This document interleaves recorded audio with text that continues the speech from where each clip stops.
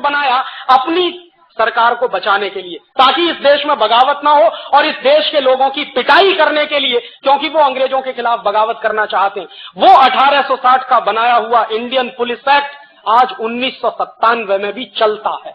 इसलिए मैं कहता हूं कि आजादी आई नहीं। और उसी साल में अंग्रेजों ने इंडियन सिविल सर्विस एक्ट बनाया। ये जो कलेक्टर होते हैं ना, ये जो जिला अधिकारी होते हैं, ये इंडियन सिविल सर्विस एक्ट अंग्रेजों ने हिंदुस्तान के गांव-गांव के लोगों से रेवेन्यू कलेक्शन करने के लिए, गांव-गांव के लोगों पर अत्याचार करके लगान वसूलने के लिए कलेक्टर की पोस्ट बनाई थी। वो कलेक्टर की पोस्ट आज 1997 में भी जारी है। 1860 का इंडियन सिविल सर्विस एक्ट आज भी चलता है। 1858 में उन्होंने इंडियन एजुकेशन एक्ट बनाया, और इंडियन एजुकेशन एक्ट बनाने के पीछे लॉर्ड मैकाले की बहुत स्पष्ट योजना थी।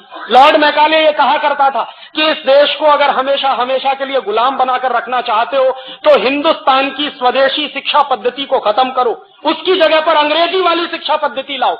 तो इस देश में शरीर से हिंदुस्तानी लेकिन दिमाग से अंग्रेज पैदा होंगे, और जो दिमाग से अंग्रेज पैदा होंगे वो इस देश की यूनिवर्सिटीज से निकलेंगे और वही लोग शासन करेंगे तो हमारे हित में करेंगे। ये 1858 में 1858 में अंग्रेजी सरकार ने लागू किया ये एक्ट, और उसी एक्ट के लागू होने के बाद कलकत्ता यूनिवर्सिटी बना, बॉम्बे यूनिवर्सिटी बना, मद्रास यूनिवर्सिटी बना। वो कानून 1858 में जो बनाया था वो आज भी चलता है, और ये तीनों यूनिवर्सिटीज गुलामी के प्रतीक इस देश में खड़े हुए। 1894 में अंग्रेजी सरकार ने लैंड एक्विजिशन एक्ट बनाया, जमीन को हड़पने का कानून। और जमीन को हड़पने के काम में हिंदुस्तान में डलहौजी नाम का एक कुख्यात अंग्रेज ऑफिसर था, वो मशहूर था।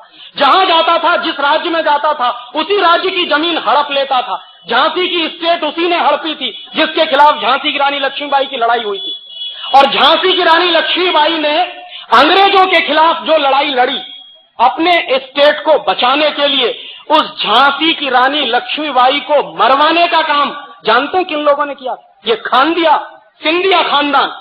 और ये सिंधिया खानदान वही है जिसके सपूत माधवराव सिंधिया आज भी हीरे की अंगूठी लेके हिंदुस्तान के मंत्री बनकर बैठते। ये वही लोग हैं जिन्होंने झांसी की रानी की हत्या करवाई थी अंग्रेजों के साथ साजिश करके। वो लोग आज भी इस देश को रूल करते हैं। वो गंदा खून जिसने अंग्रेजों की मदद से इस देश को बर्बाद करने में कसर नहीं छोड़ी, वही खून आज भी इस देश में मंत्री बनकर बैठता। उनकी अम्मा एक पार्टी में है और वो दूसरी पार्टी में, और उनका बस चले तो बेटा बेटियों को तीसरी पार्टी में भर्ती कर दे, क्योंकि जिंदगी भर अय्याशी का जो नशा चढ़ गया है वो उतरता नहीं है। राजे महाराजे अब एक दूसरे किस्म के पैदा हो गए। पहले पुराने जमाने के राजे महाराजे और होते थे, अब ये नए राजे महाराजे पैदा हो गए। तो अंग्रेजों द्वारा बनाए गए वो सारे कानून जो इस देश में चलते हैं, अंग्रेजों का बनाया हुआ संविधान का आधार जो इस देश में चलता है, और सबसे बड़ी बात 1946 का इंडिया इंडिपेंडेंस एक्ट जिसके आधार पर हमको आजादी मिली।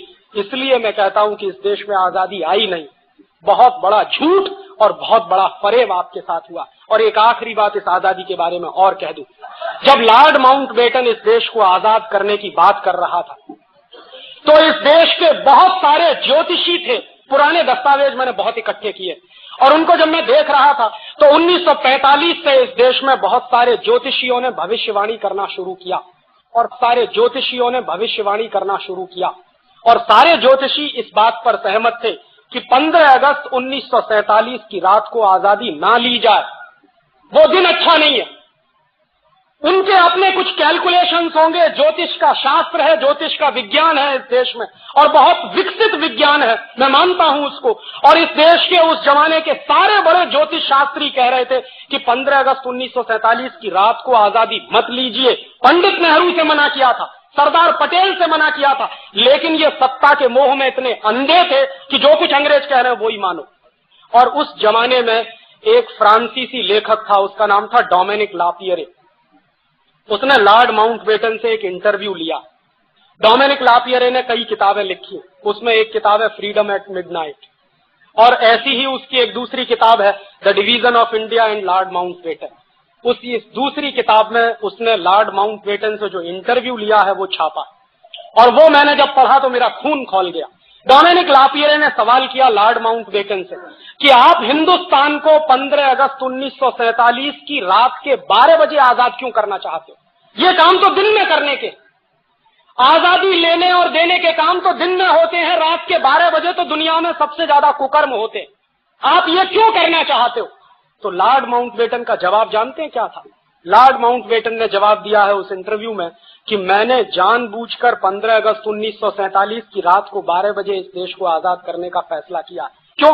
क्योंकि मैंने सारे ज्योतिषियों से पता किया है कि 15 अगस्त 1947 का दिन इस देश के लिए बहुत ही दुर्भाग्य का दिन है, और अगर उस दिन इस देश को आजाद किया जाए तो ये देश एक रह नहीं सकता, ये बटेगा, खंड खंड बटेगा।